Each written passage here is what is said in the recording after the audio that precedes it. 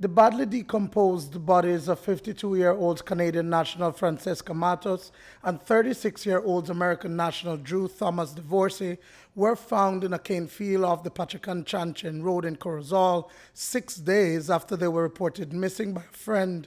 It is not known when the couple was killed, but they were last seen alive on Tuesday night here at Scotty's Bar and Grill on 1st Avenue in Corozal Town.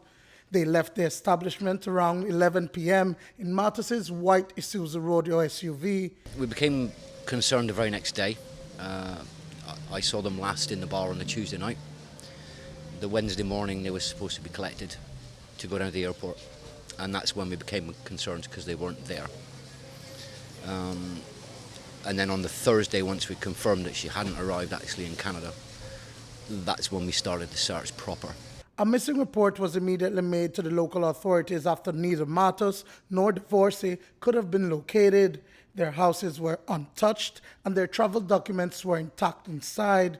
A mass search by members of the expat community and Belizeans ensued to assist the police department. I know they have limited resources, and as a community we wanted to search. And it wasn't just the expats, it was locals alike, very concerned for both couples.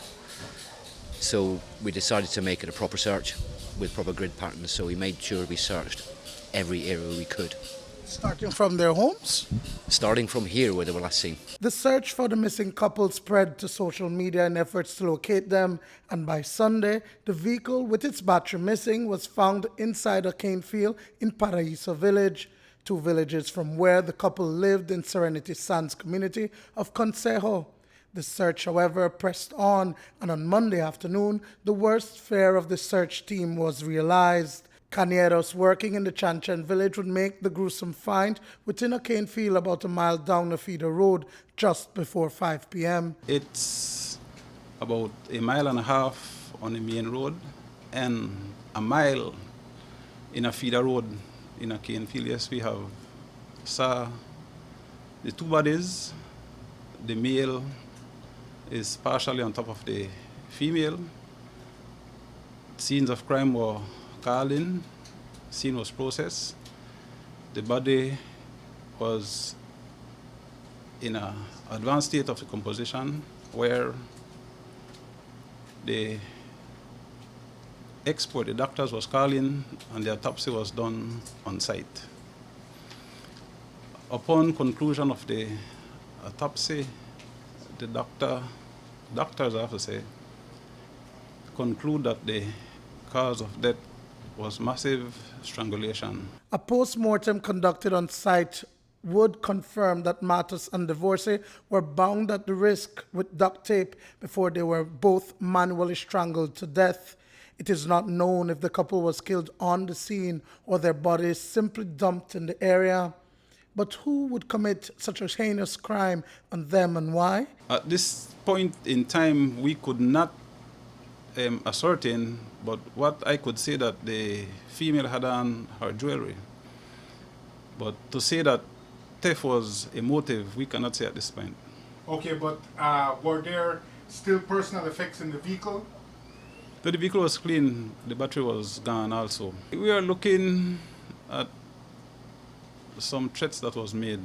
That's all to it so far. Which one of them, sir? The female. That's all to it so far. Police confirmed that 1 person has been detained, but it is believed that the crime was committed by more than 1 person. Investigations are also ongoing, reference reports of death threats made to Matus. As it currently stands, over 300 expats have made Corozal their home. Louis Klutzeritz has been traveling to Corozal from the U.S. for the past 12 years and resides in the north. Although few and far apart, he says that crimes against North American nationals are frightening and keep potential investors away. I think most people's concern is that they're becoming to feel unsafe. Whenever anything like this happens, for a short time, people feel unsafe, and I think they just have to be more aware of their surroundings, especially at night. When you're out walking about, I think you need to be more concerned with the people around you. I think there are some expats that are leaving the country, and I have Canadian friends who are on Facebook and have constantly sent me emails saying that it's on the news in Toronto and it's on the news in Atlanta, and it just hit ABC News this morning in the United States, and that's all bad publicity, although that's not the whole country. But a lot of tourists, I think, are going to be saying, I don't think I want to visit there right now. Duane Moody reporting for News 5.